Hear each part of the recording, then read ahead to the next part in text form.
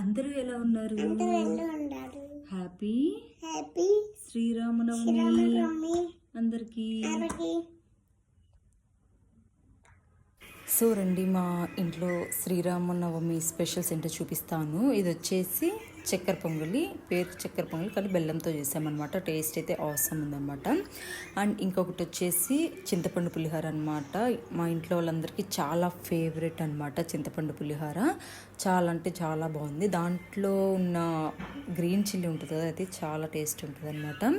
So ఆ మిర్చి అయితే వదలకుండా తినేస్తారు. అలాగే ఇంకా మోస్ట్ స్పెషల్ ఏంటంటే వడపప్పు, బెల్లం అన్నమాట.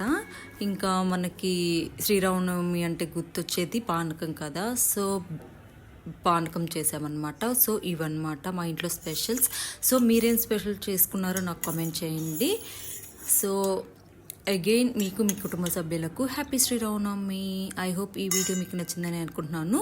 Please do like, share and subscribe. అలాగే పక్కనున్న బెల్ ఐకాన్ని క్లిక్ చేయడం మర్చిపోకండి. నా నోటిఫికేషన్స్ అన్నీ మీకు వస్తాయి. Thanks for watching.